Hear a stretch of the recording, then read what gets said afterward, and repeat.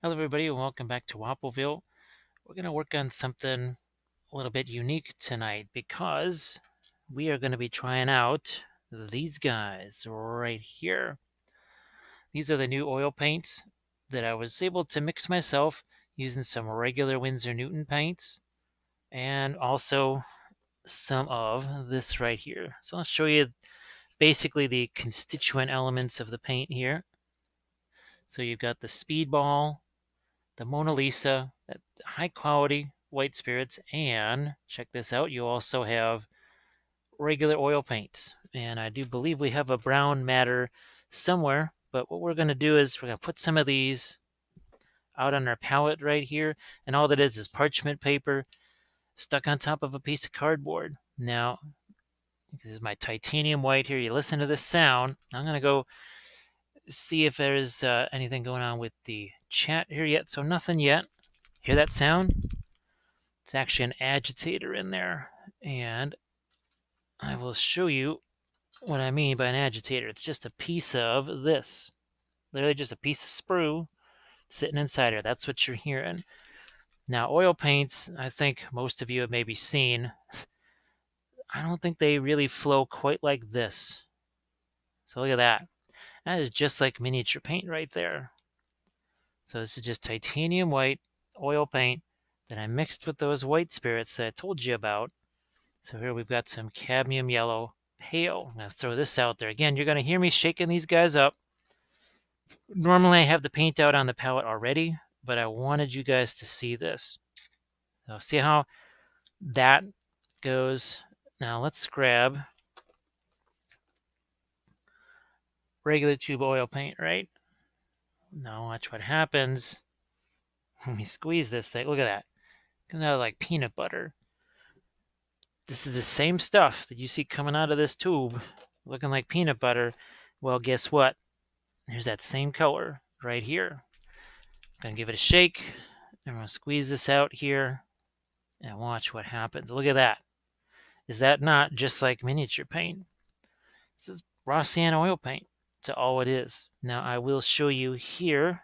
This was my first test with those new paints, and I was really happy with that. I was looking at this going, hey, they acted just like the oil brushers that you've seen me use before that I really love. I mean, I love the oil brushers, but for my Adepticon classes, getting 100 of those wasn't really the easiest prospect in the world. So here we're going to just put out a little bit of our burnt sienna right here. That's mostly going to serve for some of our rust effects here and some of what we got happening here on the back of our Glaivewraith. Now, we're going to start to work our way into some other colors here. We're going to throw out our Payne's Gray. You've seen me use that many times before. So here's our Payne's Gray and our Phthalo Green. Now, I did a video on making these for the Patreon page. And this was one of the key colors right here, this Phthalo Green and other colors like it, because this, unlike miniature paint, you see how thin that looks, right? See how transparent that is? Well, that just kind of happens with oils. Oils are naturally more translucent and sometimes more thick. It's the nature of the chemical stuff that's in the colors. So this is an interesting one here. This is cadmium green. This is going to be the opposite. This is going to actually be one that covers much more. Here, let's just get a little bit of that out there.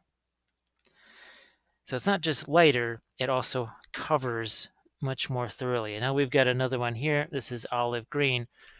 This one is going to be very subdued by comparison, but also nice and dark. I think we've got all those out there. I would like to have some ultramarine blue out here so that do some interesting stuff with our green. I'm going to throw that over here. And in a cup off to the side, actually here's another smaller one here. That's also the white spirits that you're seeing. We are still going to work with craft brushes, as always.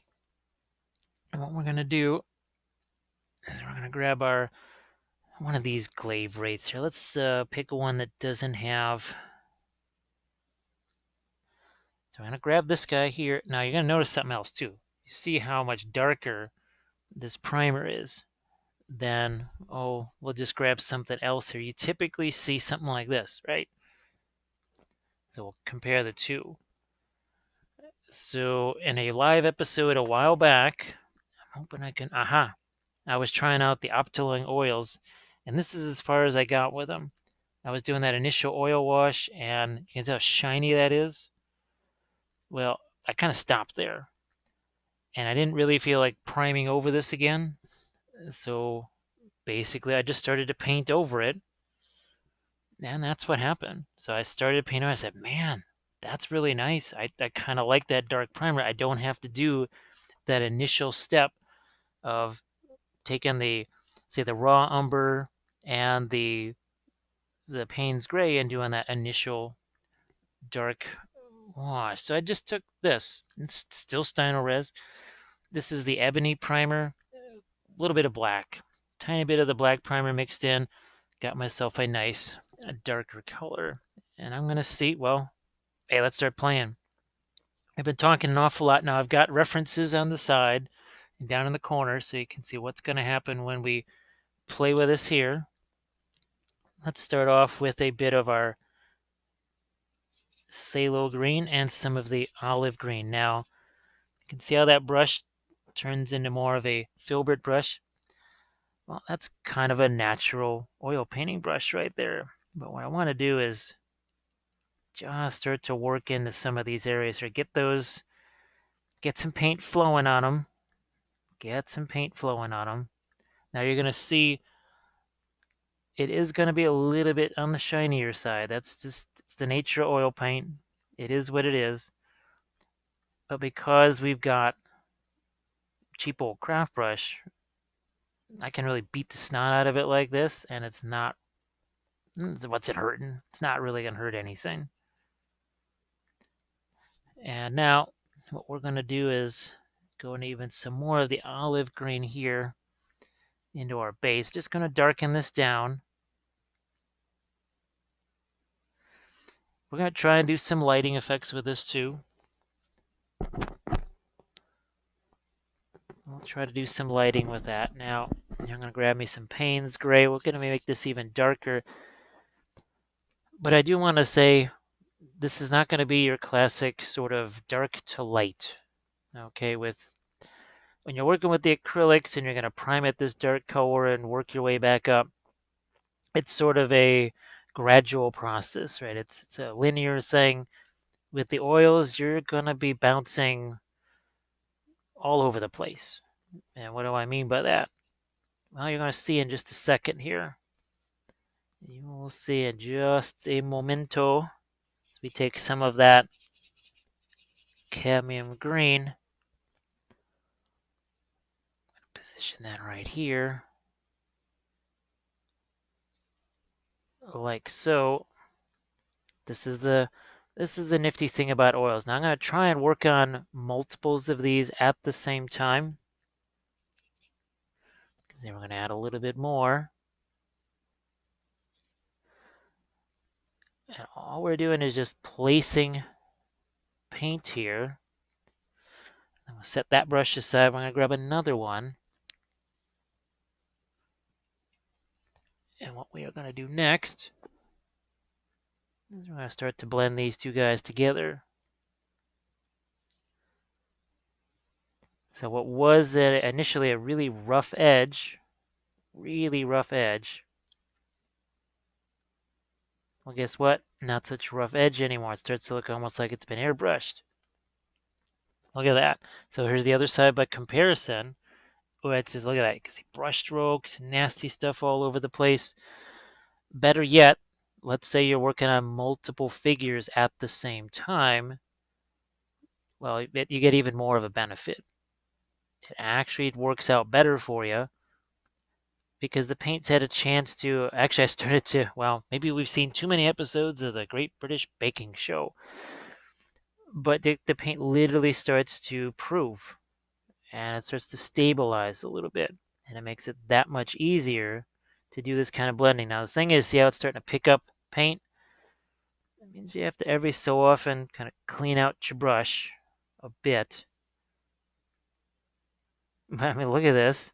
So let's say you got to paint, oh, I don't know, 40 of these guys, and you want to do a quick transition, but you don't have an airbrush, and you don't want to deal with masking things off and all that other sort of stuff.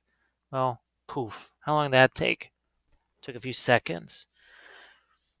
Now, depending on how many of these brushes you have sitting around, let's take some of our ultramarine blue. Let's take some of our phthalo. Let's mix a little bit of white in there. All of a sudden, look at this. Entirely different sort of green.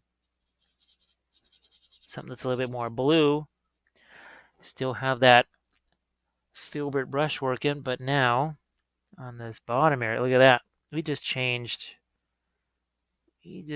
our color completely. We went from that warmer green to something that's a bit on the cooler side. Oh, look at that. We can put it here too. Yes, we can. We can do that. That's the magic thing about oils. Now, people are always asking me about drying times and such things. Well, it's going to depend. It's going to depend just how much of that white spirits, how thin your paint is. More white spirits, less linseed oil, less drying time. I'm going to have to say this several times, I'm sure, during the course of this thing. But people say, hey, Jim, what about those water-soluble oils? I said, I already have those. They're called acrylics. Use the oils for what they're meant for. Take advantage of the oil. See how we're going to... Look at that. We can throw a little bit of lighting on there. Because the whole point of these is to paint multiple figures at the same time. That's why I got 3 of these things sitting out here. That's why there's not just 1 or 2 or just 1. The whole point of this is to work with multiple figures at the same time. So look at this. We can even spread out a little bit of a glow here onto the base. We'll work more colors into that later, but so we've already got ourselves a couple of quick transitions here. There, we'll just smooth that out. Because these craft brushes are so cheap and you probably beat up a bunch of them, well, you're going to have a whole bunch of them sitting around anyway that are in, well, various states of getting beat up, shall we say. Here, let's spread this around to here. So look at that. You got yourself, we're obviously going to take this much further, but it took seconds, well, maybe minutes. Okay, fine. It took minutes. But you have something that looks pretty much airbrushed, right? Except we can do a whole bunch more with it because we can go lighter. We can change our colors around, and because this is going to sit here and stay wet, tomorrow I'll still be able to get this palette uncovered. If I cover it, who knows, it maybe even lasts an extra day. But just as is, look at this. It's almost sinful how easy it is. Because if this were acrylics, all you'd be doing is just putting one dry layer of paint over another. Instead here, what are we doing? We're getting a mix. We are getting a nice mix. Look at this. It's quite literally like you've got an airbrush, except you don't have to clean out your airbrush. You don't have to mask anything off. You can change it to whatever color you want. And oh yeah, by the way, we can do glazes over the top of this while it's still wet. Folks who are familiar, again, with the Patreon page and other such things, they already know that you can do so much more with wet oil paints than, well, even I thought you could do. I did not think I was going to be able to do some of this stuff. Lo and behold, color me impressed, because I was able to do more and more and more with oil paints. Each time I used them, I was able to do some more. I will say that I don't want to call them an acquired taste, because that usually indicates something bad. But you're going to have to think about what you're doing. They require some planning. It's different. There's no such thing as, well, what's your base coat? There is no base coat. I think you can see pretty clearly right here, there was no base coat. We started out with a color, and then we started to blend into that color really fast. So we're still working with that phthalo green and the titanium white touch of the ultramarine blue. But you're going to have to plan, because at a certain point here, I'm going to have to start to thin this paint. That's the other thing about oils that is different. So look at that. Look how I can just start to fade right into there. Look at that. You're going to have to be aware, all right, that layer is pretty thick. If all of a sudden you find that your paint's not sticking, well, that means you have to start to thin it down, which is simple enough, right? You take your white spirits, you thin it down. Boom. You need to be aware of that. But it's one of those things you get used to. The more you work with the oils, the more you get used to them. So here, look at this. We're 16 minutes into this. I haven't done anything except I probably talked for a little bit. Yeah, we had to put the paint out there. So yeah, what, 15? No, more like 12 minutes. And we're already at this stage, and we can keep on going. We can keep on going, but now we're going to change it again. I'm going to make this even brighter. We're going to add some of that cadmium yellow. A little touch of cadmium yellow. Look at that. That gets even brighter, but it changes color again. But look, we don't have to worry about those stupid little stair steps, right, of color that happen when you do your acrylics. Not going to happen here. It's going to blend on its own. You're going to guide it, obviously. You're going to have control over it, but the paint itself is going to blend. Look at that. We're just starting to do some object source lighting on our base here even. Like I said, there's so many different applications for this. Unbelievable application. Here, let's do some more now on this side. But then at a certain point, I'm going to stop with that and we'll move somewhere else. I might even move to another figure, because remember what I told you about essentially allowing the paint to have a chance to prove a little bit? We want to do that too. But look at this.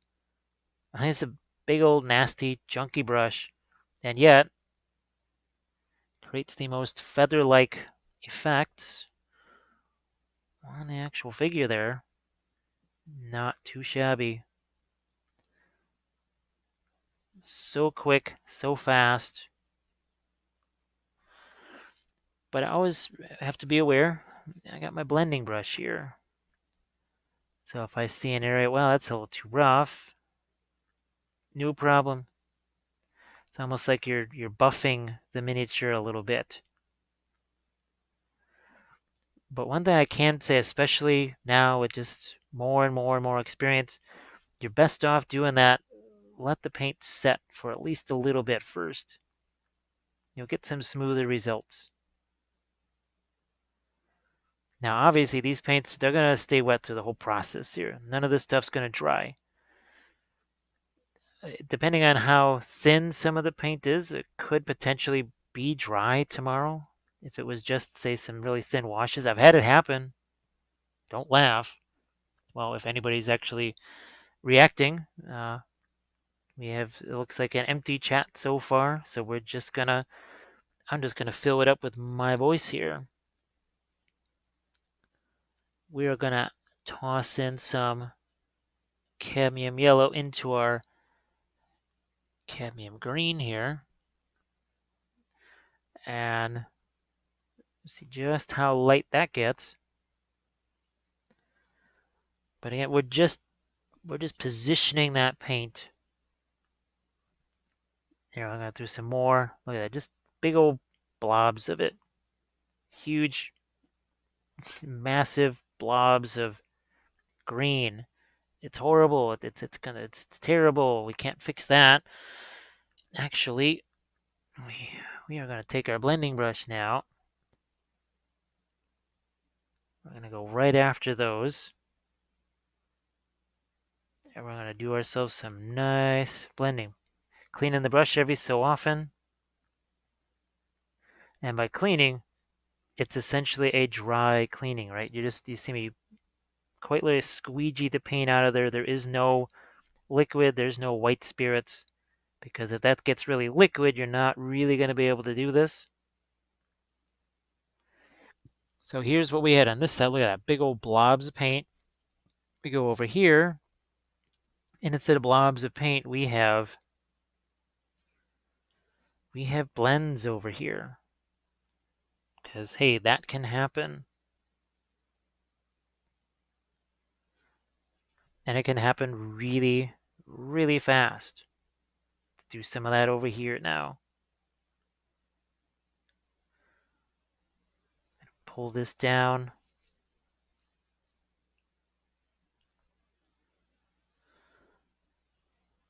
Work it right again over and into other layers of green.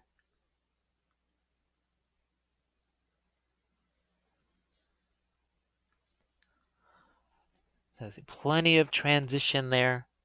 And we're nowhere near the lightest that we can go.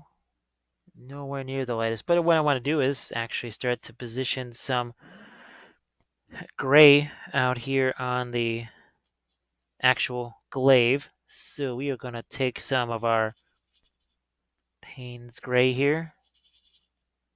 Touch of that olive green. Got ourselves a little bit of a gray.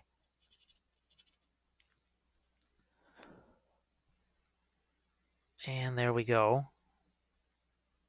See, we have a little bit of our phthalo green in there just to sort of carry it further out. We got some phthalo green over here.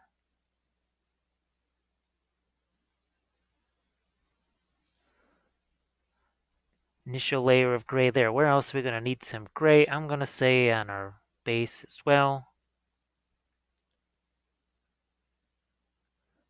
Some of that on our base too.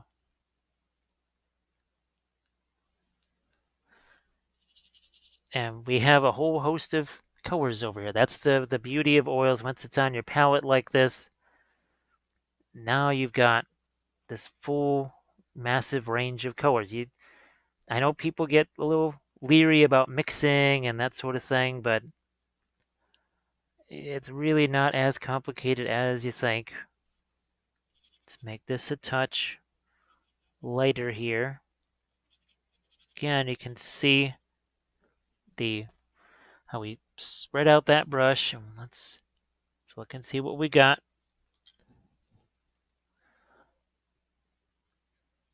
Just like we did. Look at that. Look at that nice. We haven't even done the blending brush yet, and we've already got ourselves a transition there. So we just did that. Let's grab Mr. Blending Brush. Oh, there's a oh, okay. So I see I have to, let's see if that works. Yay! So how does the color intensity oil, that's another reason why I'm doing this, is so we can have a direct comparison here of the oils. Because I've been told by a few manufacturers it is possible to make fluorescent oil paints. It just hasn't happened yet because people believe there is no market for there's no market for fluorescent paints, period, much less fluorescent oils.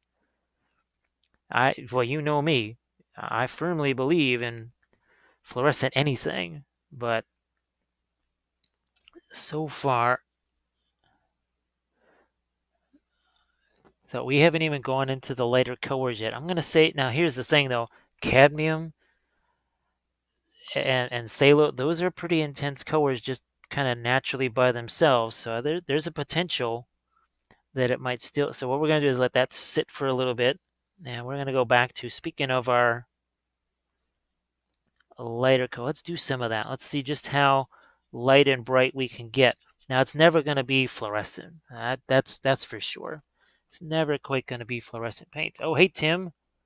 Oh, watching on TV. Oh, that's very cool. Oh yeah, Kathy does the same thing. So any tips on how to make sure the dropper bottles can survive the OMS long term. Actually, if you could say what OMS is, I don't know quite what that is. Um, but I've had. Where's my homemade? These are my original homemade oil brushers, and I made this over 2 years ago. And I don't know if you can hear the agitator in there, but this is Payne's Gray. It's still as good today as when I made it a couple of years ago. I think that's the other nice thing about oils is that they just they kind of last forever. I think between Kathy and I, we have a couple of oil paint tubes that are 20 to 30 years old, and they're still viable. Now the key is high quality white spirits and high quality oils too. Oh, the odorless mineral spirits.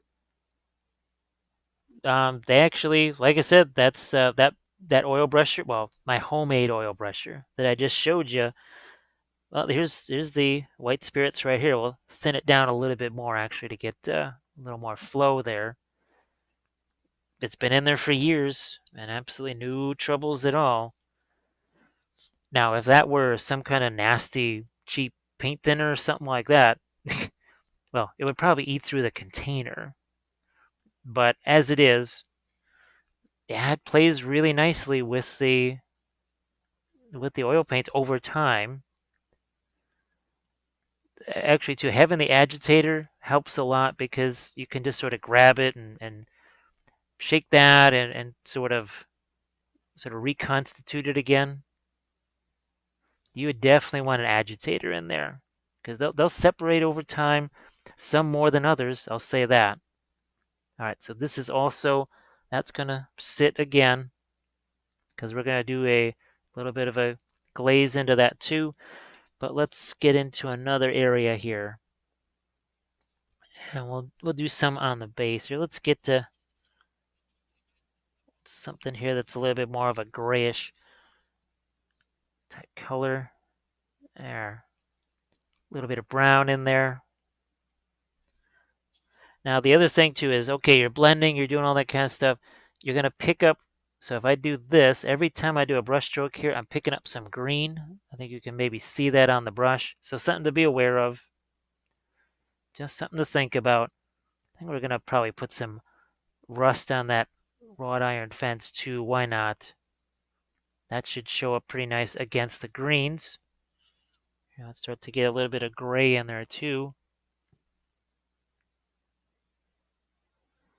But yeah, the key is definitely the mineral spirits as opposed to just that, oh my gosh, the nasty sort of hardware store paint thinner. Because that's just gonna, well, it's gonna melt your eyeballs too. It's really, it's gonna mess with the paint a whole bunch. We are gonna do a bit more of our reddish brown color here and get some of that into his face. A little bit of it into here before we fool around with any rust. So we went from, where's one that's got nothing? So we went from basically that to that in a matter of just minutes, and we have only just gotten started with this puppy here. I'm going to set him aside. We're going to let that paint settle a little bit again. And we'll go back here. We'll go back in time to something like this one. And I'm just going to do the same thing I did before. I just want to have at least two of these going. Again, it's the whole point of having oils. There is no point in doing this unless you're going to have multiple projects going on. And I think we all usually do. I think that's pretty common for all of us. Not all of us do this for a living. Actually, probably very few of us do. But we all have deadlines of one kind or another or restrictions on our painting time. That's kind of universal right there. I think that is every single one of us in some way, shape, or form has restrictions on our painting time. So we're just going to blast in our initial layer of green, and then we start to play around here with more. We'll do the same that we did on our other Glaivewraith there. The intensity of that cadmium green, well, it's obviously got those traits of a cadmium, like a cadmium yellow, cadmium red. There's a reason why. Oh, and by the way, I will say this too. It's cadmium. It's cobalt. That phthalo green, the full name, phthalocyanide green. And yes, it has some of that in there. So the folks that enjoy the brush licking stuff, well, that's really not a habit you want to have under any circumstance, believe it or not. But when you're oil painting, yeah, you want to ditch that pronto. You want to ditch the brush licking. That was drummed out of me when I was 12 years old. So I never, well, actually, I never licked a brush. And in high school, even in high school art school classes, if you were caught trying to shove a brush into your mouth, that didn't go so well for you. We'll just leave it there. So just like we did on Glaivewraith number 1, I'm going to do that again. But you can see how it picked up some of the, how it gets a little bit tainted there. And I can turn it over on the other side. And I've got to go back for some more fresh paint if I want to keep going here, because otherwise it's going to pick up the paint that's there, right? Got to go back for some more here. Same thing. And then we can get into our blending brush too when it's the right time. Just going through this really quick like, and back to our blending brush. And it just makes that, look at how it just smooths that out. And you can have multiple blending brushes too. Not a bad idea. Especially when you've got a whole bunch of figures and you're doing this to multiple colors at once. Not a bad idea to have.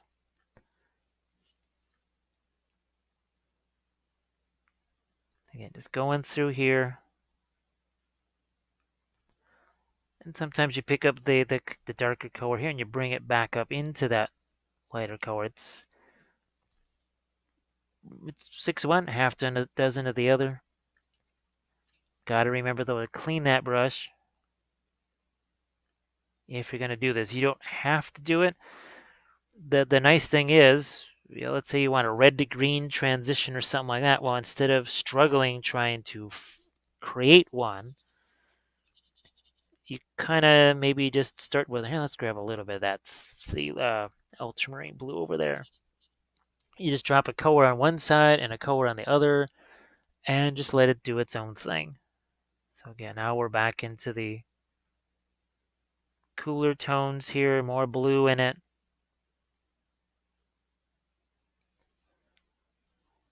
And as we get down to the baser, it gets cooler and cooler, more and more blue, more the phthalo, more the ultramarine blue.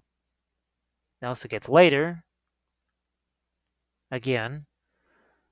And let's also keep in mind that we're going to be hitting that with our, let's get a little more of the phthalo green in there. We're also going to do those, what's basically tantamount to a rust wash. But now, in some ways, when people see that part of it, that's maybe a part of oil painting and miniatures that they recognize, where most people see oils as just something to use as a weathering material. You're doing some kind of streaking, right? Some kind of rain streaks, rust streaks. But that's it.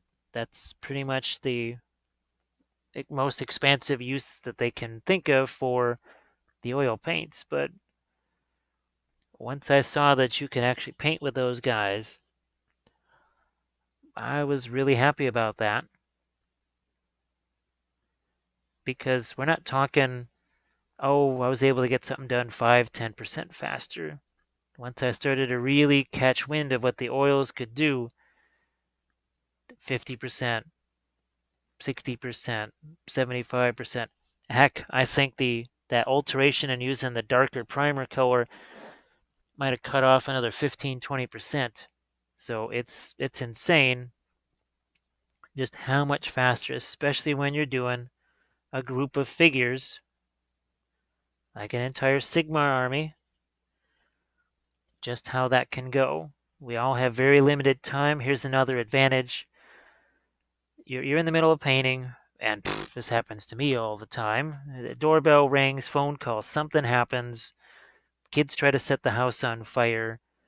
Next thing you know, you have been interrupted, and okay, you got a wet palette. That's fine. Your colors on your palette are wet. Colors on your miniature and everywhere else are completely dry. And it's really hard to just sort of dive right back into where you were and say you're trying to do some kind of color transition like this. That's not super easy when you've just been completely interrupted. Imagine being able to come back the next day.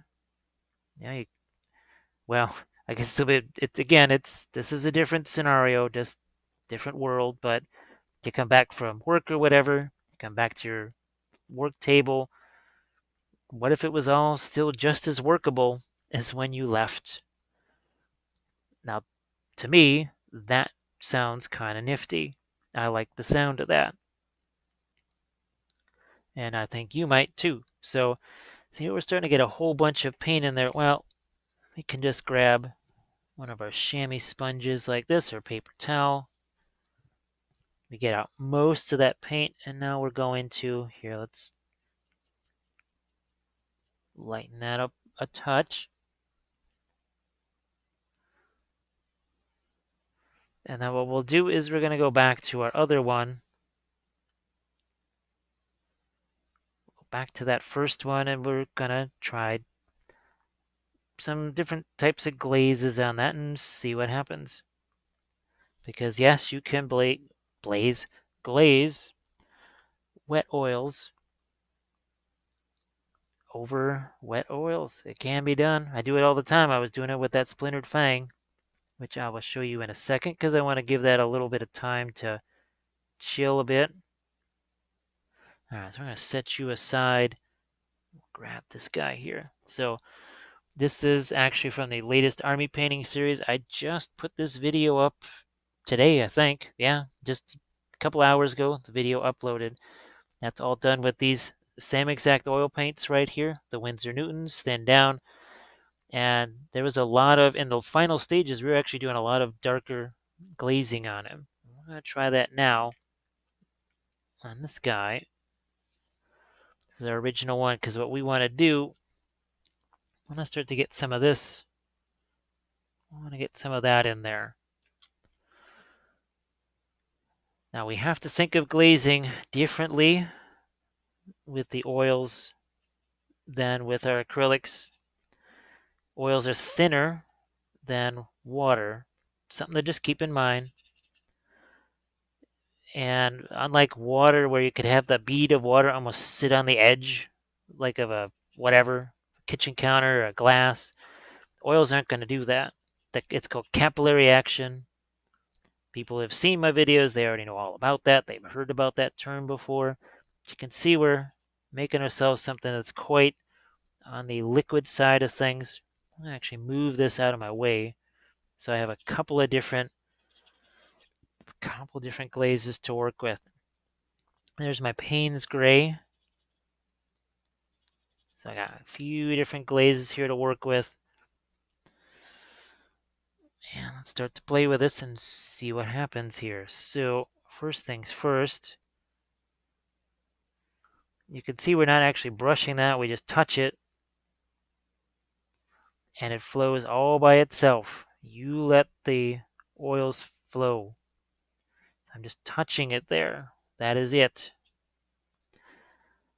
We're going to do some more of that in some other areas here. Like there. So see how that oil just flows right down there?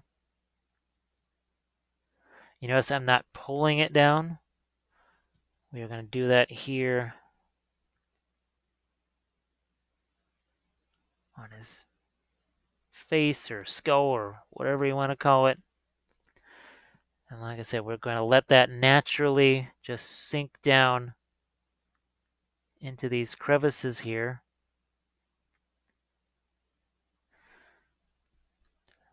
You gotta let that capillary action work on its own. So this is where we give a little bit of a rusty look to our wrought iron fence here. Let's get a little more of our green into that. I don't want to kill too much of your object source lighting effect there. But again, minimal brush strokes, just let the stuff flow, because that's what oils, let them do what they do best, and that is something that they really do well. We can even go with some more of that's the burnt sienna. It's a really, really handy rust color, obviously. This is not to say that you can't drop this down and then sort of mix it a little bit, because we'll play with that here. Let's do that right here. Okay, so we just threw out some of that rust color. I'm gonna grab ourselves. This is a fresh brush right here. And what we're gonna do is just gonna push some of that around. It's gotta be really gentle. But even that, as you can see, we can mix that a little bit. If you let it sit there for maybe 15, 20 minutes or so, you can actually do a lot more with the mixing. Again, that is why you have multiple figures out there, because then you don't have to worry. You're just going to be naturally waiting because you're going to move on to the next one. We've got our glaive here, and we're just going to do some, this is again wet oils over wet oils. Oh, hey, there's Kelly. Oh, being not being able to sleep, you get to see the live show. Well, now there's oh, where are we at? Can I reach you guys? We've got some of the writers of Rohan. Oh, here we go. Yeah, you wonder what these are set up for. Yes, indeed. They are set up for exactly that. Just going to, again, do some more of this. It's like a panel line. Look at it. We're just going to grab at the edges of that. And look at what it's doing there. It's doing its own little bit of blending. It's creating a, yeah, look at this. So we're just going to pull away at these. But that's not, you'll see people say, well, okay, you got to let your oil paints dry, and then you got to put gloss varnish over them, and 10,000 years later, you can do your 20 seconds of adding a rust wash. Well, yeah, is that really necessary? I think not. I don't think so, because I'm looking at that going, look at that. Could you paint that in intentionally? Well, not really. You let nature do its thing. And nature said, yeah, we're gonna give you something plus right there. That is none too shabby. We'll continue. We will continue with this. Now it's like I said, you gotta have enough of the white spirits in there to make something like that happen. And as with anything else, too much is too much, and it becomes too much in a real big hurry. So yeah, we've dried out that brush. What are we gonna do? We're gonna start to pull at that. We're gonna move it around. Why is this happening? Because we're doing it over wet oil paint. If that was dry underneath there, you won't have that same kind of spidering effect that you've got there. Is it I mean, yeah, okay, can it be risky or whatever? We've got wet paint here, so we're actually blending again. See how that was, the oils are blending together. You just have to pay attention to what you're doing. Here again. So look at that. Totally different than this side of the blade over here. And it was pretty darn simple, right? We just essentially took some of that raw sienna and did that. Here, let's try. Let's add just a touch of that cadmium in there. We're gonna add just a little bit lighter rust onto this in some places.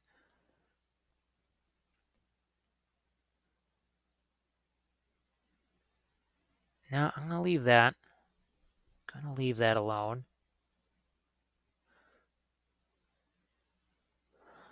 So now we can even change, start to make that a little bit lighter there.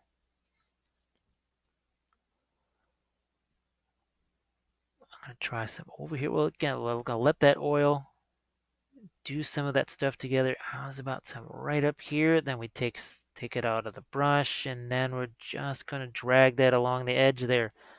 See, that's got a little bit more of an orange rust to it than what was on our blade originally there.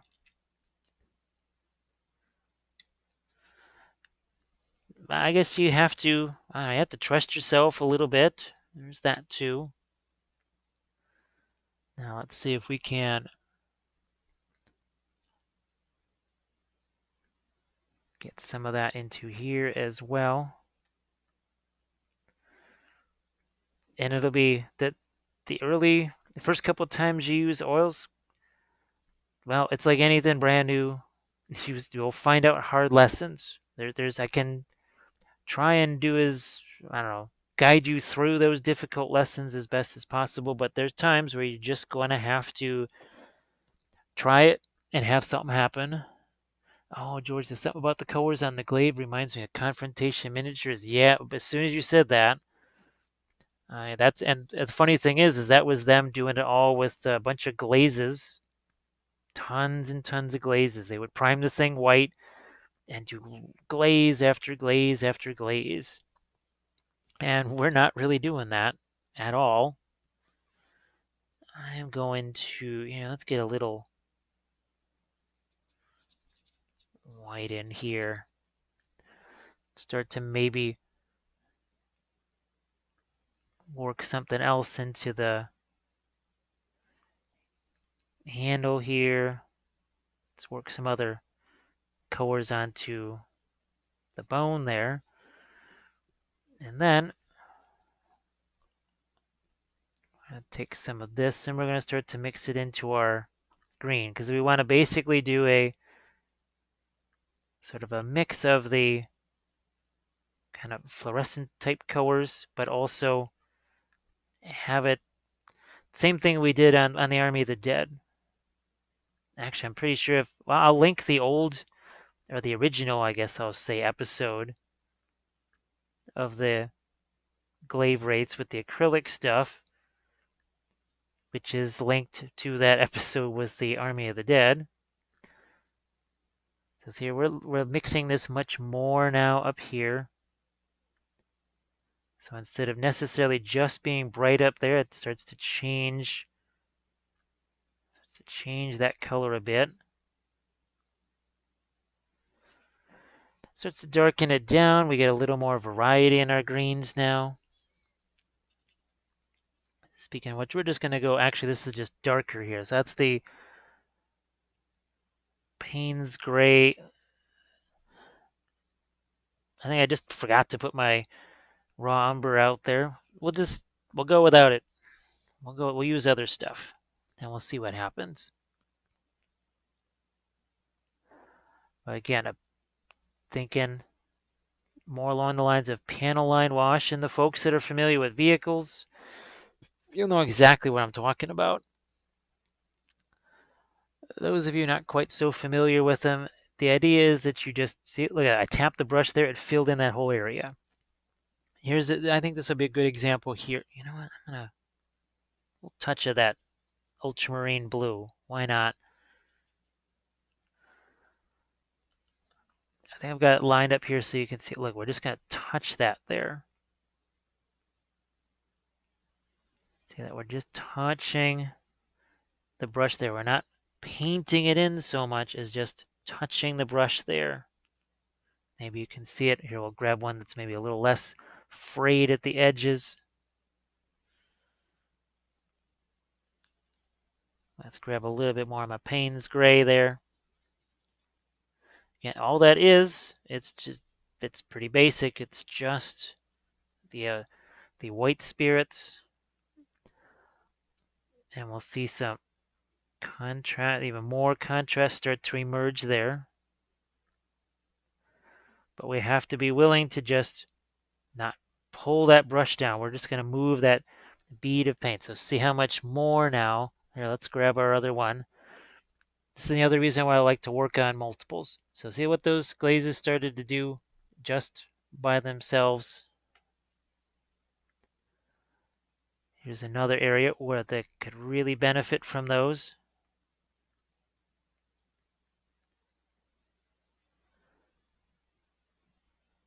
Some more here on our fencing.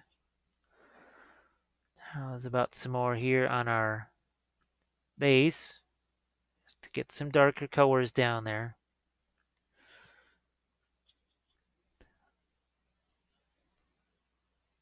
Let's see if I can. There we go. Yeah. That's the wonders of the oils, is they flow really, really well.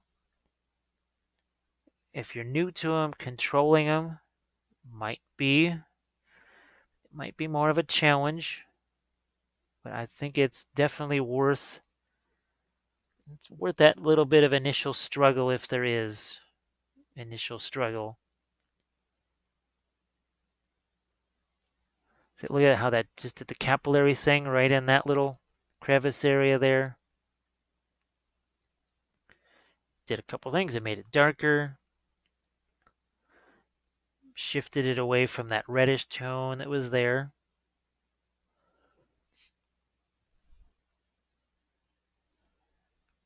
And it's not to say you can't use smaller brushes. You can.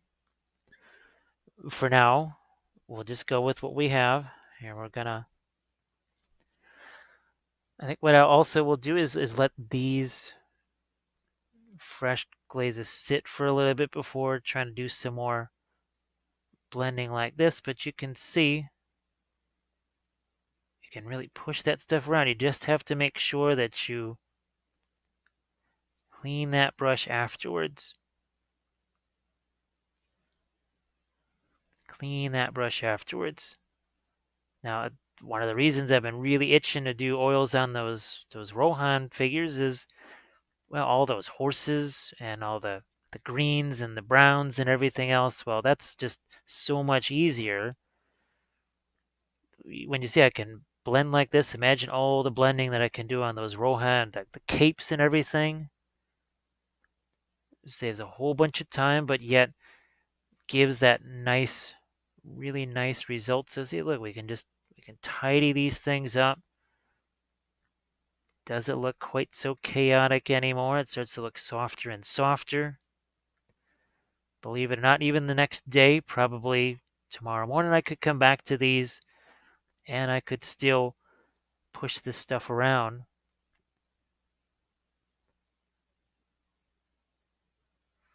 Do not, don't try to artificially dry the oils. That's really not a solid plan, because they'll just crack. Just let them dry the way they need to dry. That's why you work on multiple things, especially with oils, so that you don't get hasty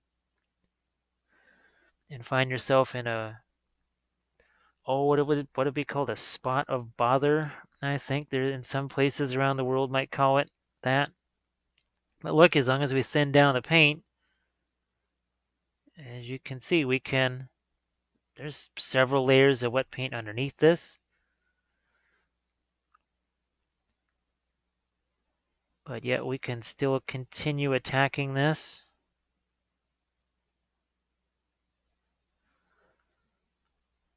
So yes, you can work with smaller brushes with oils too. In fact, Oils really love small brushes.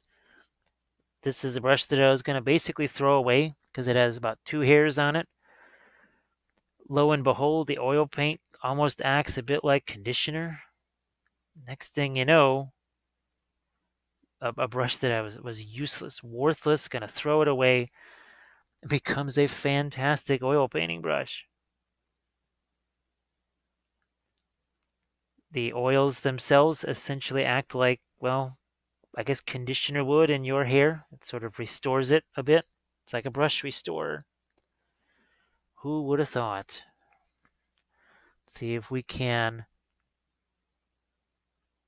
get a little touch of blending on those,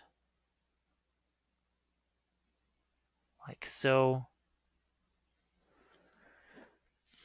Well, let's play with some other areas here. I'm just going to look at my starter one there, and we're going to almost give him a, I don't want to say a skin tone color, but something maybe more along those lines.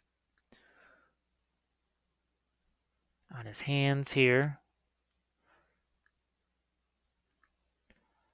And even with this, I can still go back into this, and those same kind of dark glazes you just saw me do, I could do those again. I could still do those again. So it's, as long as the paint is thicker or thinner than the previous layer, it's going to stick. If they're exactly the same thickness or exactly the same thinness, if that's a word, that is when they're not going to stick to each other.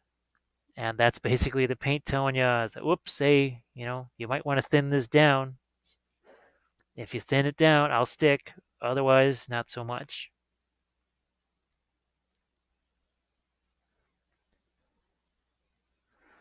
And this is where we seem like we can start to focus in on his face here, do some more of his skull. Nice thing is we have that other paint that's underneath there, that if we feel like blending that, we can. And this is nowhere near the lightest light that we can go to. Now, I have tried to turn down the lights as much as possible here to avoid some of that. Let's see what happens when I... There we go. Okay, wow, that makes it really dark for me, but just temporarily here, it's going to take away some of the shine that it was hitting this with. So I think you can maybe see that a little bit better now, minus the shine there. A little bit minus the shine.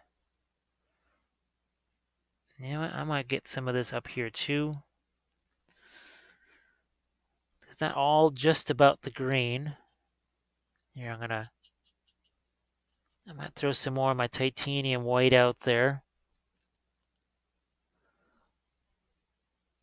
So I can see a bit of the, actually there's a bit of the skull that shows there too.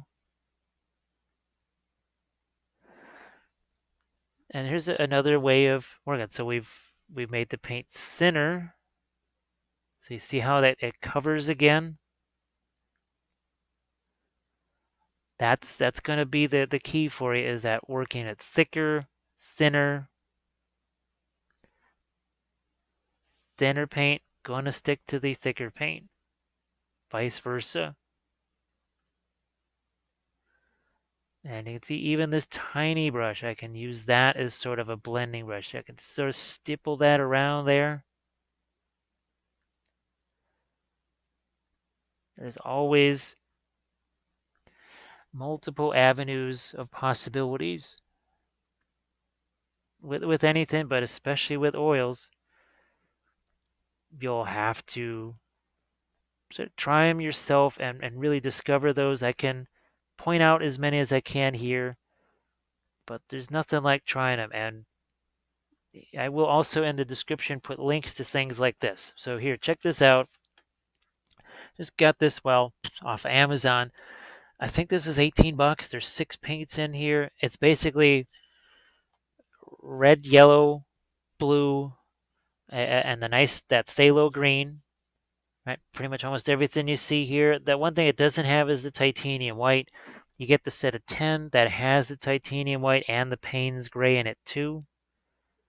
The set of 10, it can range anywhere between 27 to maybe 30 something bucks. But another thing is when you get your set of oil paints, you probably never ever need to buy new paints again, like ever.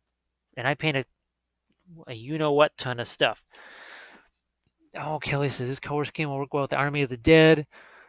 Oh, you got the Pelennor Field. Well, oh yeah, that's where that's where my Rohan guys came from. Was the Pelennor Fields box? Oh, funny you should mention that because somewhere over here, I have a few left of the Army of the Dead, and I was thinking of doing some oil paint on those guys.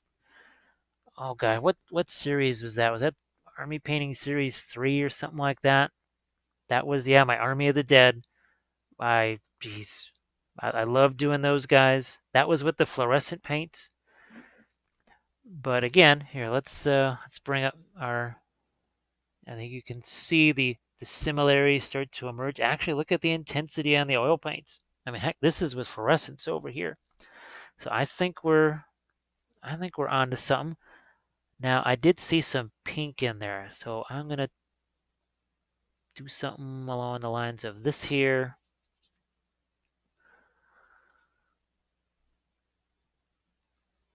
Aha, that's what I needed to get.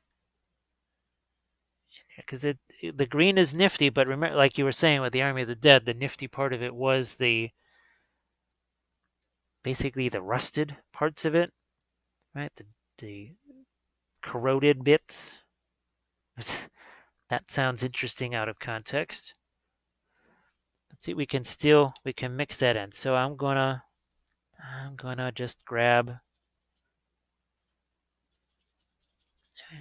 maybe a little bit of the green in there. Gives almost more of a reddish look. And I'm just gonna drop a few of that brush strokes like that, and then we take some of it away. And we just blend that right in there. So it's not a glaze. See, we just completely changed that. Made it, what would you say, a little bit more along the lines of a reddish color. Now we're going to do something different here. We're going to bring back some of our titanium white. So again, for the folks that haven't seen it yet, these are my homemade oil brushes here. So I might have to print out a new label for that. Either that or I just get some nice tape and put that over the front of it. I'm just going to make sure that people can still read that label. We're going to take some of the French ultramarine blue, some of our white, maybe a bit more of that blue. And that's going to get worked in here too. Like, say, right there. This is, the initial stages are fun too, but I think for some people it just kind of freaks them out. I mean, this is the fun. Look at that. It's almost a bit of kind of a reflected light there. Yeah, I'm going to grab one of my blending brushes here, and we'll go right after that edge and just mix that together real nice. Brushstroke be gone. It just literally eliminates the brushstrokes. Here, let's get some of this kind of bluish gray into the skin, I guess, since these are more hands and less bone. I'm going to throw a little bit of this over here too. Thinking along the same lines as the other guy there. See, we just throw that in there, let it blend a little bit. And that's a case where we didn't need the blending brush. I basically let the brush keep getting dirtier and dirtier.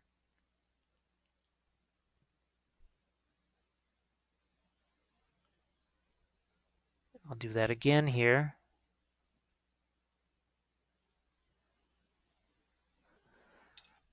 again, we can go lighter, we can go darker. I'm just gonna, here, throw some more of the titanium white into there. We can go back into the blade there and find some lighter areas. So we did that. Grab something to blend it with.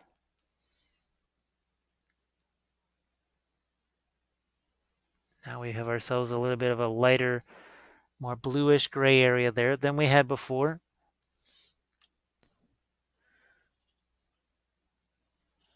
Again, always have to think, well, if I want that to stick, I've got to go a bit thinner. So we're gonna do that now. A little bit thinner here. And see how that covers. If this paint were just as thick as what was already there, but you're not going to get that. It's not going to want to stick. And that is the number one issue that people run into with the oils is there's a little bit of hastiness, and they also kind of lose track of the thickness of their paint. And again, I'm going to use the blending brush here to go after the edges on either side, and now we've got ourselves an interesting little highlight there that wasn't there just a second ago. We are going to go with almost a straight up titanium white slash phthalo green.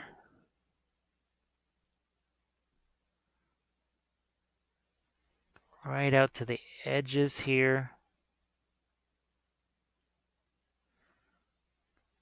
And I can still go lighter. This is not as light as we can go. Could definitely go lighter than this.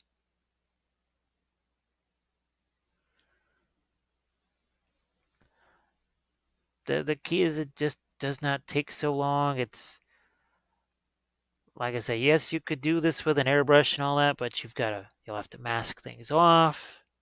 You'll have to clean that airbrush. You got a compressor. You're gonna need and I have all these things. I've got airbrushes and compressors, and I've got the airbrush filter and hood and fan and all that kind of stuff, but that's not necessarily something that I have time for. And I basically, for the longest time, I couldn't even use an airbrush because no matter how quiet the compressor was, the pets hated the sound of the compressor. No matter how quiet it was, they did not like it. And that was the end of the compressor for quite a while. So let's say for whatever noise abatement issues, you can't really use a compressor no matter how quiet it is. Well, this sort of gets you to an airbrush type of a look, minus all the airbrush stuff. Because getting into oils, well, what did I just tell you? Is let's say it's 18, let's say it's 20. $20 for this set of 6 paints. You get yourself a white, okay. $26, $28, $5 for a set of brushes, unless you already have them, which most of you probably already have brushes. And you can use synthetics with oils, you can use natural hair brushes with oils, doesn't matter. The natural hair oil or natural hair brushes kind of like the oils because it sort of, like I said, reconditions them, puts the oils back into them.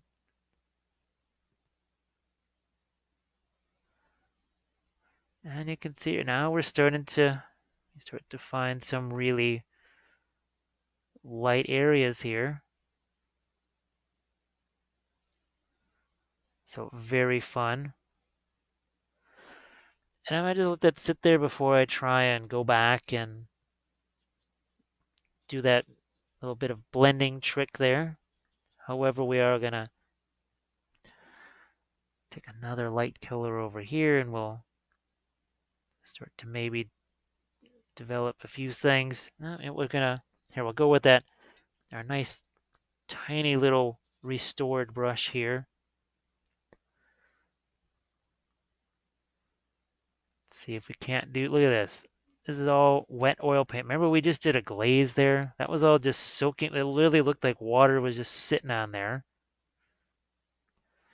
Minutes later, look what we're painting over the top of that.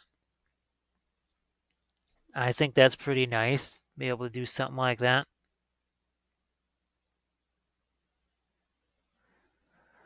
So you can get detail with the oil paints. Not a problem. So I can start to maybe pick out some more interesting things here on your wrought iron fence. And we can always, I'll go a little lighter on some of the knuckles there.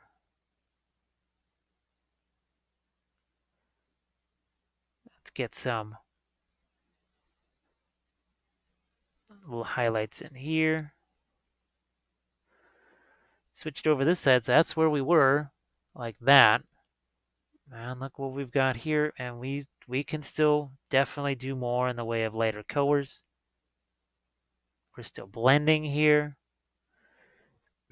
Just many, many options. And this is the fun thing about already having some colors there, because as I sweep this across, it basically picks up the colors that are already there and lightens them up. So I'm already just here creating some just random kind of grayish brown instead of having to mix all that, because boy, there's nothing less interesting than trying to make sure you've got some decent, interesting colors in something like that are gray and brown. I mean, it's never really all that much fun. We're gonna go back maybe to some of our initial lighter color here. Now that's some of the very first color that we put down. That's got, again, a lot of that cadmium green in there.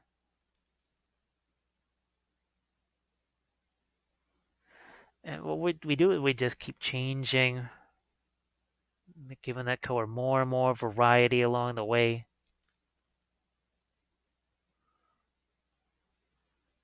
Do some of that here. So we need a little bit of separation there. Let's get some of our white into that.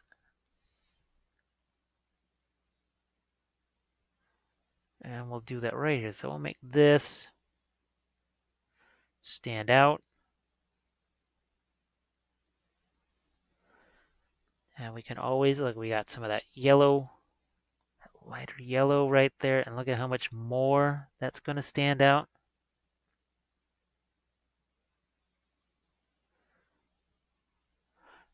You know, no, I'm not going to grab that blending brush just yet.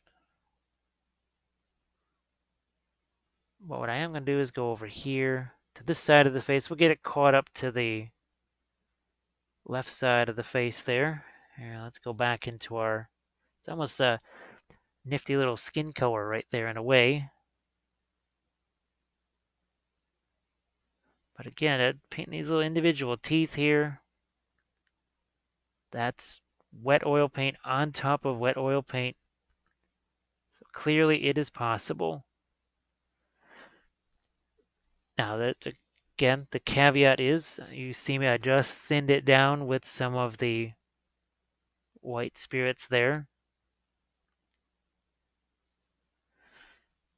We're going to see if we can go even a bit lighter on some of these. Again, I have to thin it down.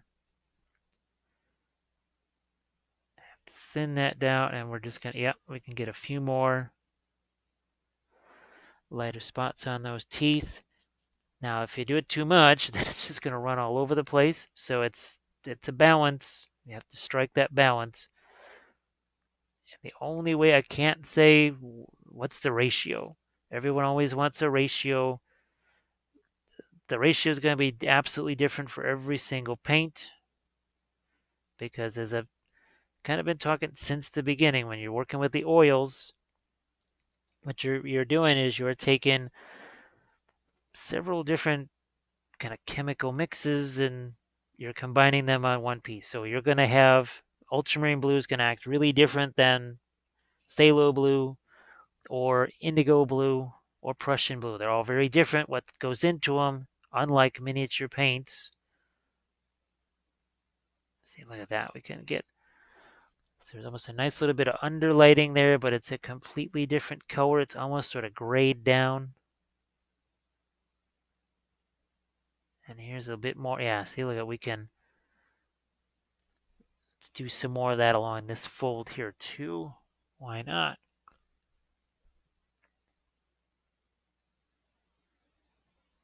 Some more there. Let's get some light on the end of this. I also want to go back in with some of those reds. This is, you can see we've got all those blues and the different colors in there. We're doing the same thing here. Now I also want to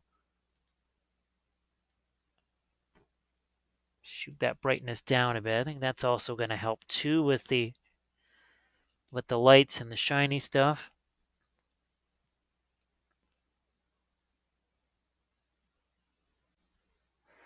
And yeah, like right here, okay, if I'm going to have that light there, I need something. I also need a light over here too, and that is, start off with some of this, and then we're going to get some of our, it's a little closer to the original sort of cadmium green in there. Let's grab ourselves something to do a little blending with here, maybe. Like so. Now we've got these guys here we haven't messed with. We kind of let those sit. Even, like I said, it's almost like letting, you're making a bread mixer or something like that, and you need that dough to rise or to prove, I guess, is what they say overseas. Well, you kind of have to let it do that. I can extend out that lighter color there, push that around. And it gives me a nice, just a nice smooth blend. I don't know if I can really say it any better than what it does when it actually just goes on the surface. See, it's almost like a reddish blue there next to all that green. So there's much more to this than just, well, just plain old green. Way more going on than just that. And you can see how much lighter we can get. This is not white or anything along those lines. We could still even go lighter than what I just did. And let's get some on the shoulder there. And again, it's the paint is thinner.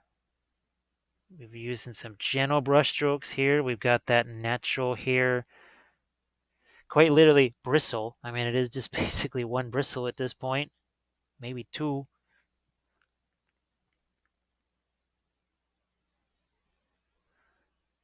Maybe just a couple of little surviving hairs on that brush, but yet when you get the oil paint in there, all of a sudden it just brings it right back to life. Now this is some of that ultramarine blue mix. I might even let some of that get into his face there. So I most certainly look forward to doing stuff like this with the Army of the Dead and the Rohan guys.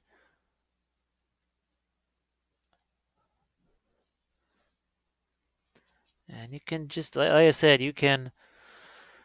I could go back to the other one again, but I'm sort of having fun with this, so we'll stick with this and see what we can do from here with the oils. So when I first started to work with these, I thought, okay, best case scenario, if I'm lucky, I can paint 40% of the miniature with the oils, let it dry, and do the real stuff with the acrylics. And that was sort of the approach initially the first few times I played with it until I realized, well, wait a second. There is so much more that I can do with this here than just slap on some of that initial stuff like that you saw me do and then let it dry and then do the rest in acrylics. I've done freehand. So I got those on the Dark Sword videos. That's also part of the Patreon page there. And actually, I'm going to do a Dark Sword figure in oils. That's April's kind of the month of oils. March was the month, well, it was the month of madness, but it was also the month of metallics. And we did tons of metallics, all kinds of TMM and that sort of stuff. That was very fun. But now we're going to do lots of oils. And we're actually going to try and do metallics and oils because the Mig Ammo oil brushers, now these are the real thing. These are not my homemade ones. The actual Mig Ammo oil brushers, there's some really nifty metallic oils there. And I want to try those, see what happens with those. Can I do the same thing that I've done with the metal medium with the oil brushers? So I have not done any oil metallic paints whatsoever. We're going to find out in some videos because why not? Never tried something before? Hey, let's record it. What could go wrong? We'll continue to add some of these lights here. Starting to think about maybe some object source lighting. I'm actually going to grab myself another brush for blending here. That's why I have tons of these just on hand. There we go. We'll blend that out too. So it's like we just right there. Can you see it? Yeah. We just placed a blob of paint there, and it is no longer a blob. It's a nice blend from blob to blend in no time. Say that 10 times fast. I know I certainly can't. I'm going to get me a drink here real quick.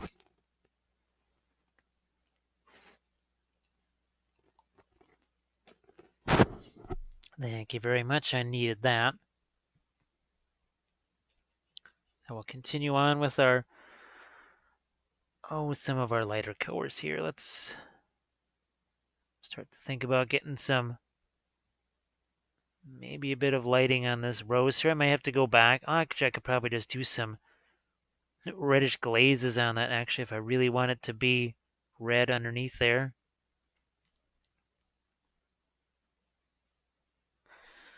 All right.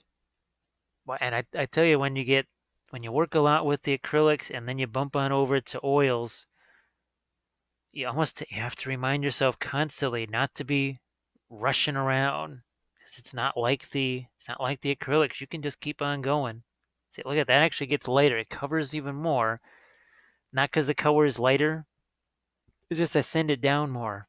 That's all it took. I was thinning that down just a bit to get it to stick. You know what? We've done a lot of the more bluish green. Let's try some of our lighter yellow green down here too, because I don't want it to be too similar in color tone. I'm actually going to maybe play with my saturation here. We'll play the saturation game, and that way you can see effectively how a value pattern sort of plays out on a figure, especially now that we're this far along. Yeah, we're far enough along to do this little fun thing, so we're going to go zoink like that. We just made it black and white. You can see we got some decent lights and darks, and then we can bring that back. And we'll go back to where actually what I'm going to do is I'm going to take my fresh blending brush here, And I'm going to blend this some more because see that sat there for just long enough. So much easier to blend that. If I had tried doing that straight away, wouldn't have been able to do that.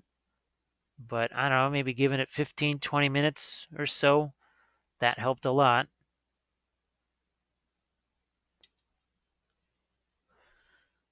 I'm going to go back to some of my lighter colors here. Let's see what we can do on the,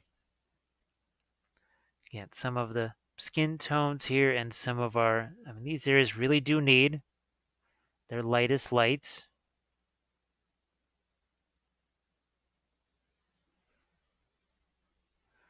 Let me get, here we go. So now this is the difference between this one on the right with those darker glazes that we did and this one without them. Look at the difference. And it's all wet oil paint. I know I've said it several times and sort of with some incredulity, but nevertheless, there you go. So I'm going to go back into here now. That area's had a time to, so you can see there's not the, oh, I don't want to say there was a puddle of paint there, but there was definitely some moisture there. A lot of the white spirits sitting there, and all of a sudden now there's not. Going to thin that down even some more. And see, it sticks now. That was even there. I had to find out myself how much do I need to thin this down. It wasn't sticking at all. I thin it down. Boom, it sticks no problem. Now we're gonna grab some of this. I keep thinking that it's my burnt umber over here, but it's not, or raw umber. Got plenty of dark on that side, but what I also want to do is, yeah, that's something I wanted to do. It was almost like it's got some staining happening here.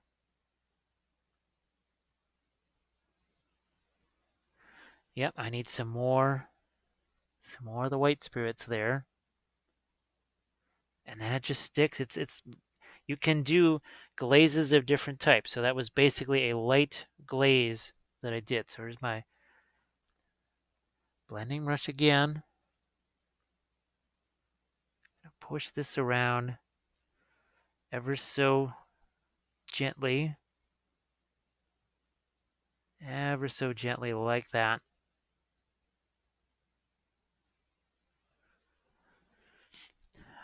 Like I said, this is, and if I don't like any of this, well, we never strip miniatures anyway. I mean, under no circumstances do we ever do that. Sorry, that's just, we're never going to do that. But if something goes haywire and you don't really like it, you can literally take a sponge and wipe the stuff away and it's gone. I mean, that's it.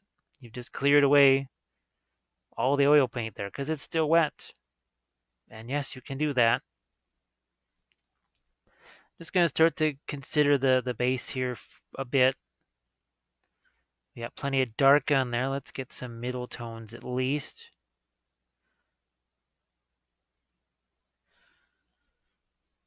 And here, let's maybe think about some more of the object source lighting on a few parts of the base, or the leaves and such.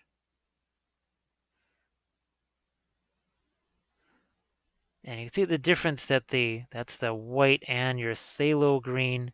Phthalo green just is a little bit more of a blue to it. And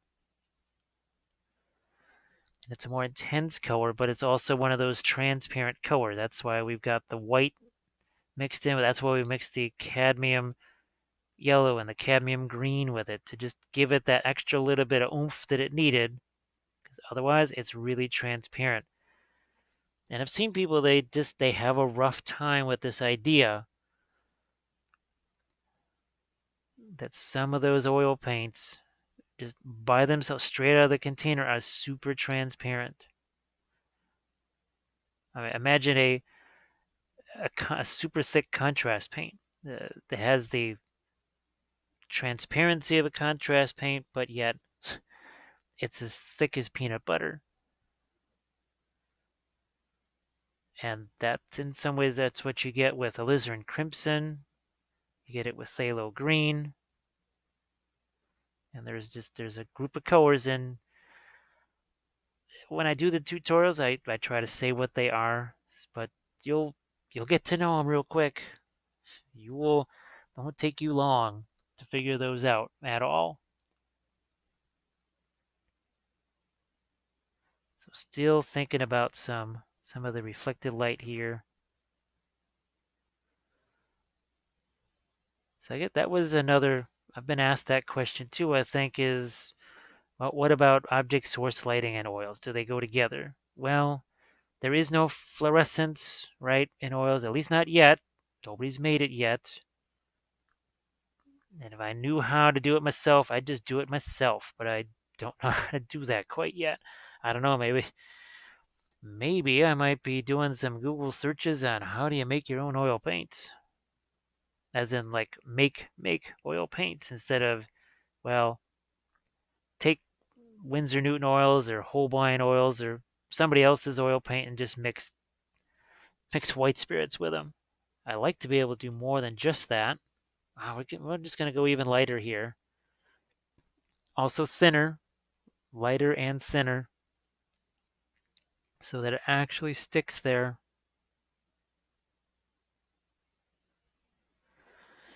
And it will.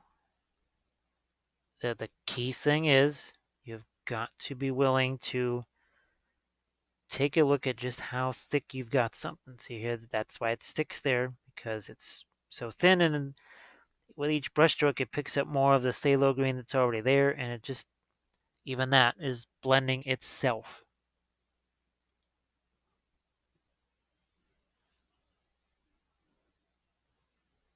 Oh, I want to find a little more of a, let's get some more of that cooler stuff up here. Where's my newest blending brush here?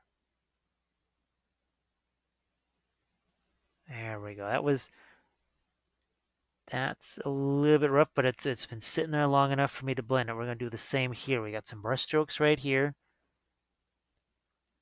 All of a sudden, brush strokes gone. The shading remains, the color remains, but the brush stroke goes away. Patience is the key with oils. Patience is always rewarded. Haste is generally, well, it's the opposite. It you get too crazy with the oils too fast. You kind of jump the gun. You get too impatient. The oils will put you back in your place. The oils will let you know you probably needed to slow down a little bit there. And you can get excited, right? You got things going. All of a sudden, you're all happy, and you just, oh, I want to do a little more here. Well, pretty much any time the enemy of good is better, but with oils, they are completely mortal enemies. Good and better do not get along. Just let it be good. Forget about better, because that ain't going to happen. Let's do some more of our, here, let's get this thin down. Let's get that thin down and get some, aha, there we go. It's got to be thinner. It has to actually be as thin as that is. It's got to be thinner.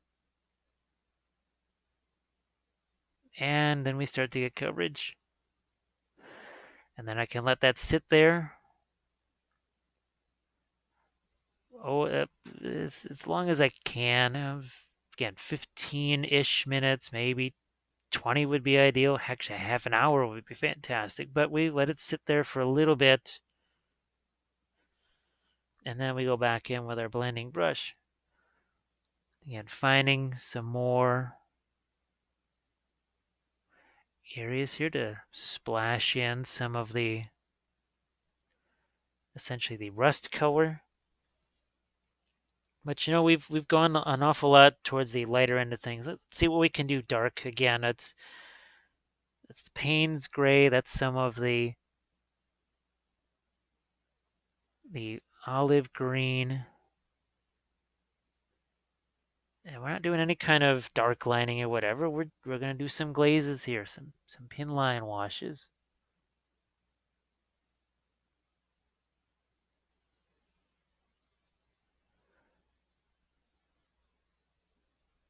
We'll let the face get a little bit darker there. On the flip side of things, we're gonna get some more of the raw sienna out here. Or burnt sienna, sorry. Just a touch more. And we're gonna grab a different yellow here. So we've got the cadmium yellow, pale that you've seen. Hey, there's Waleed. Look at that. Oh geez, Waleed, I have done basically 2 videos a day for the last 2 weeks. Now, I wanted to do a live session earlier this week, but the internet said, nope, you ain't doing that. Um, oh yeah, I've done a few more of the Harad figures too, kind of filling out from the army painting series. I've done some more. And I was thinking of extending the Dunlending army by getting some footsore miniatures, some Vikings and some Goths. And those could be some of the Dunlending Huskarls. And pretty soon, actually, I got my Sauron and Grima figure. Waleed, did you see the new Eomer figure? We've only been waiting for that for, I don't know, 17 years. I guess we're still going to have to wait for it, though. See, look at, so here we had just our original Dark Rust, right? We let it sit. Let it sit for a good half hour. I want to say 38 minutes maybe. And we were able to go back in there and do some more with it. So hopefully things are okay with you. I would imagine you have had very little painting time, and I'm sure you're on one of your bazillion hour in a row shifts right now. I mean, nothing like getting into the new place and then, well, I don't know, you'd sort of like to be trapped there just painting, but, well, we know how that is. So look at this. Look at this. We are going to take, again, it's thin, right? This is just the difference in adding that cadmium yellow deep. Look at how thin we can get. We can let, that's wet oil paint underneath there. But yet that bluish gray is still showing. That is still showing through. I want to scoot a little bit of that up here too. Do some more here as well. Starting to think about, again, the wrought iron will give it a little bit of a rusty flavor.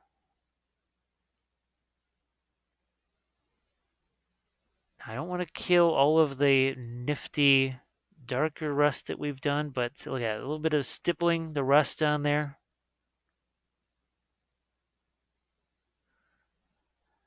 That's the fun part about the oils, baby. You can do all kinds of nifty things. It's the stuff I never thought I could do. It still does. It's amazing. It is amazing what you can do with these things. Every time I think, nah, you can't do that, I say, well, let's try it. Let's see what happens. And then I go, oh my goodness. Yes, you can. Yes, you can. How's about a bit more of the rust colors in here? I'm gonna go back into my burnt sienna. There we go. I just needed some really true rust color type stuff going there.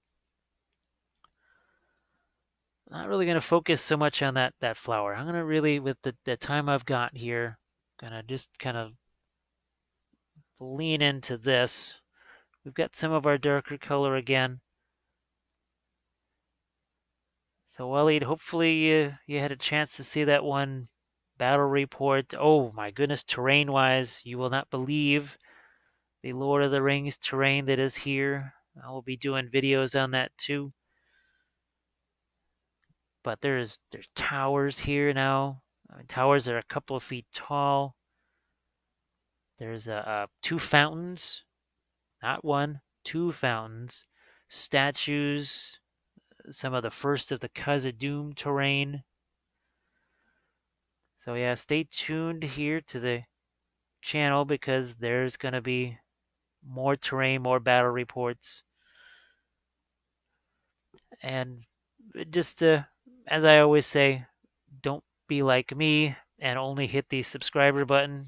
Do the all notifications thing, because if you only do the subscriber button, you're going to end up like me and never get notifications for live stuff like this. Which is, well, I like to know when people go live, and because I constantly forget to hit that all notifications button, I don't get those. Because again, see, we let that stuff sit there. We can do some fun there. We're gonna move that stuff around, blend that. Now, if I had done that, I don't know, 20 minutes ago, it would not have worked like this. Had to let that paint just sort of sit there. I have to think of it like dough or something like that, and you have to let it rise. You have to let it prove. You have to let it do its thing. We got some more of our lighter color here. Now I gotta go thinner again. I almost forgot. So that's just more of the white spirits there.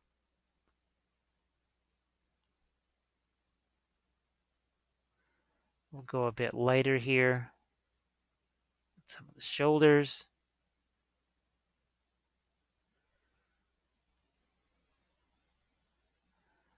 And even here, even down here, we'll generate some more light colors there.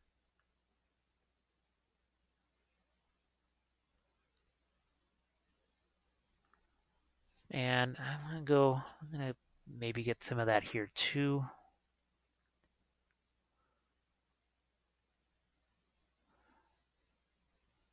Now the thing is that there's always a balance. If it's too thin, it's just gonna run all over the place.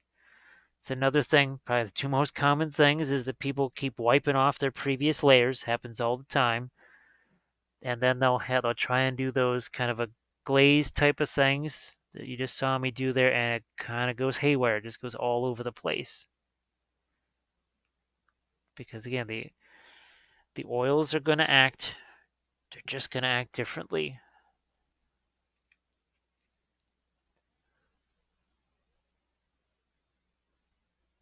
There's a bit more blend to that now. See how much darker that's gotten. Well, let's show you where we're at. Imagine how much lighter. This was even lighter than that, but there's your comparison of the two right there.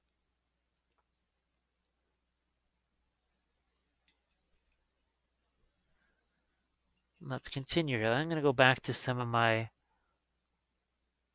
that's my ultramarine blue. Back to this wrought iron fence here. We've thinned it down. You know what? What the heck? We're also going to go darker here on this thing. We've been adding a whole bunch of light there, and I'm thinking it was time to start adding some dark to that. I'm going to see if I can do it. Yeah, I can do a little bit of blending on that there too.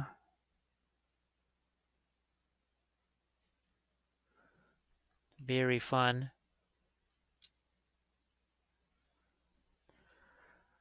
I'm starting to feel some of the darker colors here, so I'm going to switch back to that.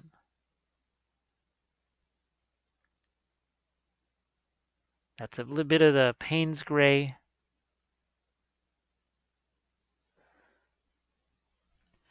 And just taking some of these simple Glaivewraiths figures here, I'm trying to get a bunch of different colors here.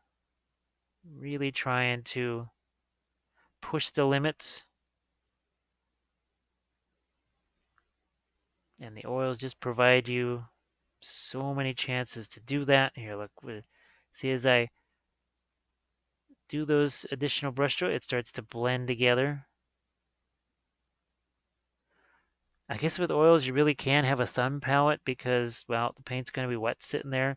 Although, you might want to think about that too, because you're going to now have wet oil paint all over your hand. Well, let's say cleaning. You want to get your hands clean after this. Well, dish soap is a good thing. What does dish soap to do? It cuts through the oil. Well, just the other day I was just, my hands were covered in oil paints and I had to really get those cleaned fast. Sure enough, dish soap, boom, oil was gone, hands were clean in a heartbeat. As far as cleaning your brushes go, well, you're going to want to start with obviously your odorless paint thinner, but I don't know. To me, maybe it's just me being cheap. I don't want to necessarily be wasting all my odorless paint thinner cleaning brushes. So I do it kind of a general cleaning there, then actually hit them with rubbing alcohol. Although at this point, who can find rubbing alcohol? So maybe I'll be doing more of the odorless paint thinner, and then I'll hit it with, well, you can always use dish soap on your brushes too, especially the synthetics.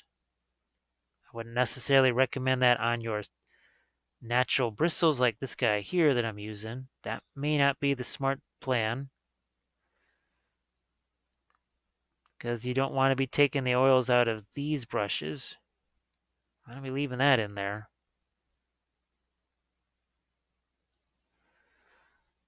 So yeah, just look at that. So many fun things we can do with the rust there. Let's go back in maybe with some kind of and this is actually technically it's a green, but it's sort of turning brown with all the stuff that we're mixing into it.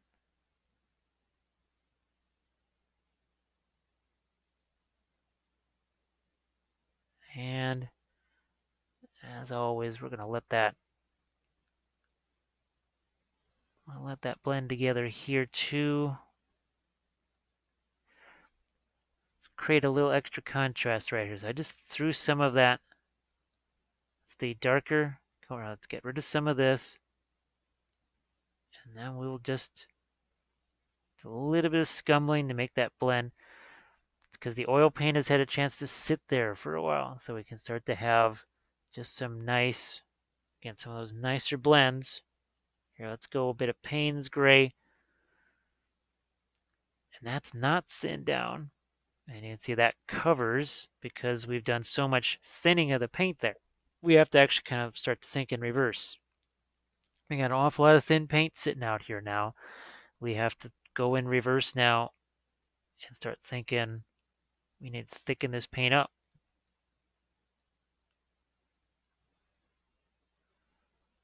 I'm going to grab myself another drink here.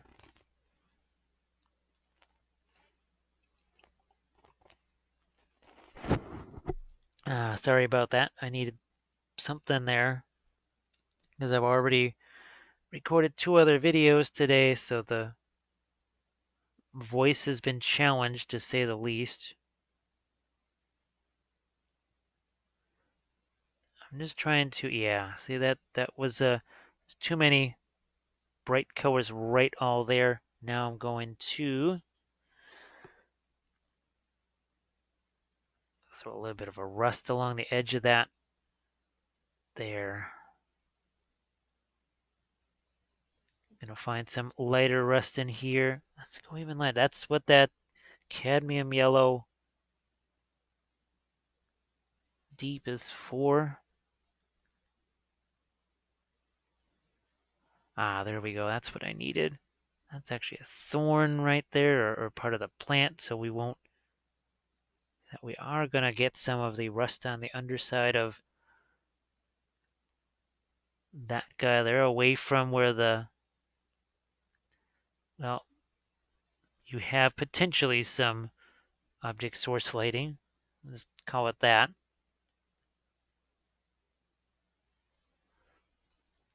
And what do we need here? I think we need some separation there. Yeah. Sometimes when you keep going lighter, lighter, lighter, and nothing's really happening, well, you gotta go in reverse. It's time to go the other way, make it darker. That's back into some of that cadmium. You can see how thick that is now.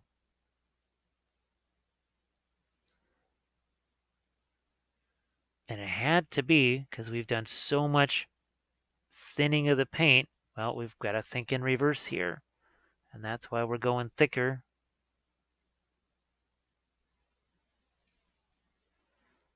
That's why we're going to go a wee bit thicker. Let that mix together. Let's do a little bit of blending here too. Yeah. So you don't necessarily have to have a big old brush to do that sort of blending. You can do it a little bit finer than that. All right. Let's see how much my titanium is left here that I can maybe scratch out a couple of lighter highlights here. I think, yeah, I got a couple of teeth there that still need some lights. Also trying to think, where's the good center interest for this thing? And obviously, faces in general, real good target for something like that.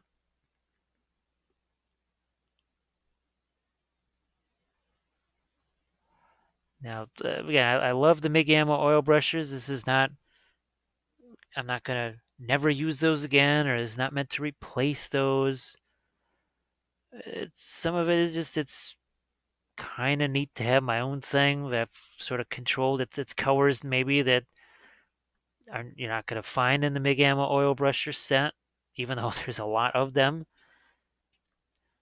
I will certainly be doing some metallics again with the MIG ammo oil brushers, and that'll be for the Patreon page. So if you're into Sigmar specifically, there's a couple of Sigmar projects that are about to start up. The Ossiarchs, that's the first one. And I've got several Ossiarch units and some large red creatures from that, some of the other undead stuff too. I I don't know, people, I don't know, I guess they weren't necessarily fans of the new high elves, but to me they have that Minoan theme to them, and I really want to do some kind of Minoan themed elf army out of that, so I think that could be really fun. It's also gonna again be part of the Patreon page when you subscribe to that Army Painter level. Well, you immediately have access to 17 Army painting series, and they're basically 5 episodes apiece. So you do the math there. We're on painting Dark Sword number 35, I believe. So again, we're not all great at math, but when you do the math, that just sounds like a whole lot, and there is a whole lot. And yes, you get all of those previous episodes because you need those. Well, just like here, I keep talking about, well, remember we did this with oils or this, that, and the other. Unless you have those, you don't have the information from before. You need that. So I was having so much fun now moving this stuff around here. So I see I need to get some lighter highlights on the opposite side of his face. We did that on the one side. We don't have them necessarily on this side.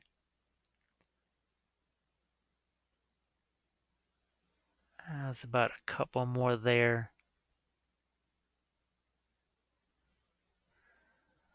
Oh, I'm going to see if I can't. And I'm just trying to find a few areas here on this glaive. That's it. Trying to make that a little more uneven, right? We're going to do the same thing there. Oh, like it's got some kind of chips in it or whatever, right? I'm even going to let a little bit of white get into that. And we'll see if we can make ourselves some lighter things of rust right there. Like that. I like that. So you're getting a little bit of object source lighting here. You're getting a little non-metallic metal. You're getting some rust effects. All in a little bit of Glaivewraith action here.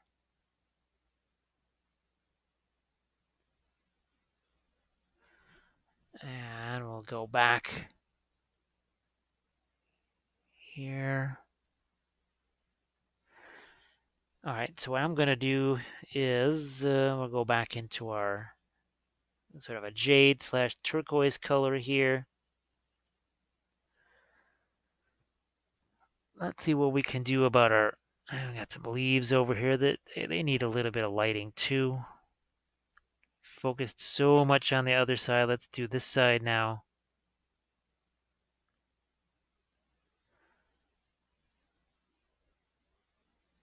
Let's get a little bit of lighting down in here too.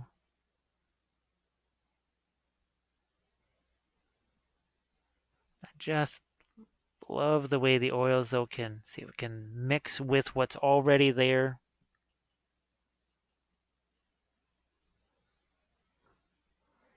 And in no time at all, you just get yourself some nice little blends.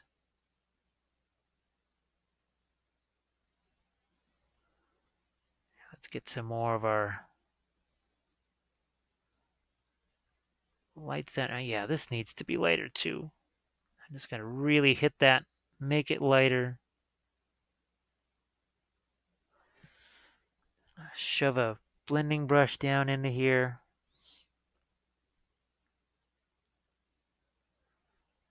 And if anybody's got questions in the chat or whatever, just don't be shy. I am very used to answering questions all the time. I do it all day, basically with Facebook messages or messages from the Patreon page or emails or whatever, so I am very used to it. Not a problem. Let's darken a little bit of that down. I think now we're starting to get that object source lighting bit working here. I'm going to make this a little lighter. We're going to thin that down again. And I can tell, again, it's not drying on the palette, but boy, I actually have to go back and get some more of the white spirits and almost reactivate that paint. So that's another thing that the parchment paper is supposed to do. It's supposed to absorb some of the excess oil there. It's another reason why yes, it's sort of shiny, but it's not super shiny.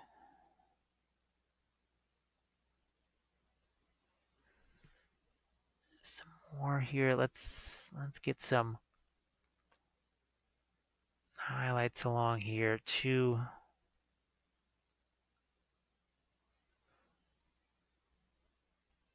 So yeah, check out some of the latest live sessions there, and there's always my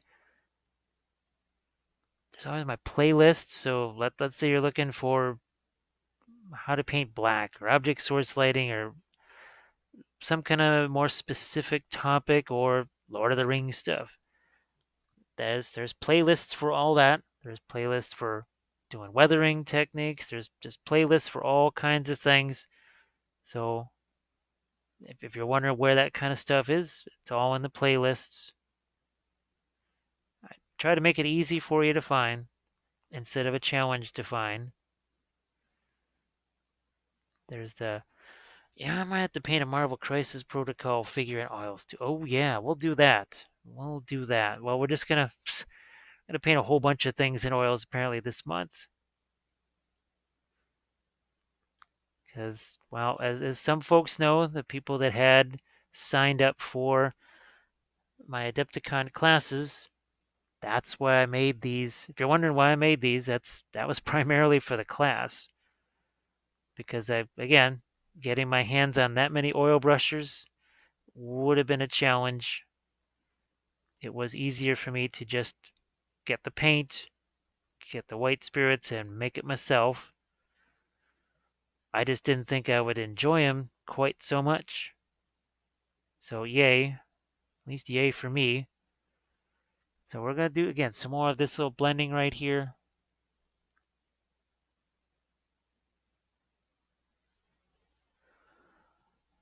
So I think that gives you a pretty darn good idea of how all this works here. So I want to thank everybody for hanging out with me on this live session here. Now, like I said, I'll try and be back with you as many times as I can this weekend.